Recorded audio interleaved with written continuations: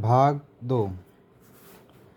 महाशय दीनदयाल प्रयाग के एक छोटे से गांव में रहते थे। वह किसान न थे पर खेती करते थे। वह जमींदार न थे पर जमींदारी करते थे। थानेदार न थे पर थानेदारी करते थे। वह थे जमींदार के मुख्तार। गांव पर उन्हीं की धाक थी। उनके पास 4 चपरासी थे, एक घोड़ा, कई गायें भैंसें।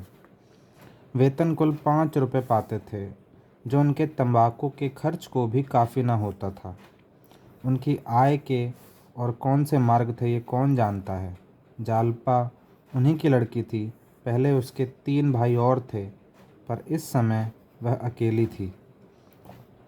उससे कोई पूछता, तेरे भाई क्या खोए, तो वह बड़ी सरलता से कहती, बड़े दूर खेलने गए हैं। कहते हैं मुख्तार साहब ने एक गरीब आदमी को इतना पिटवाया था कि वह मर गया था। उसके 3 वर्ष के अंदर तीनों लड़के जाते रहे।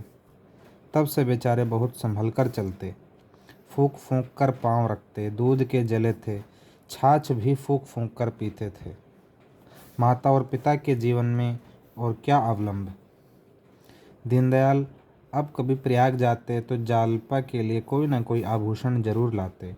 उनके व्यवहारिक बुद्धि में यह विचार ही ना आता था कि जालपा किसी और चीज़ से अधिक प्रसन्न हो सकती है। गुड़ियाँ और खिलौने वह व्यर्थ समझते थे, इसलिए जालपा आभूषणों से ही खेलती थी। यही उसके खिलौने थे। वह बिल्लौर का हार जो उसने बिसाती से लिया था, अब उसका सबसे प्यारा खिलौना था। असली हार की अभिलाषा अभी उसके मन में उदय ही नहीं हुई थी। गांव में कोई उत्सव होता या कोई त्योहार पड़ता तो वह उसी हार को पहनती। कोई दूसरा गहना उसकी आंखों में जचता ही न था।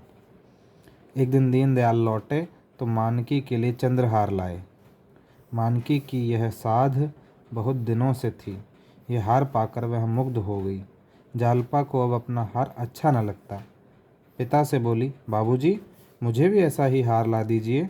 दीनदयाल ने मुस्कुराकर कहा, ला दूंगा बेटी।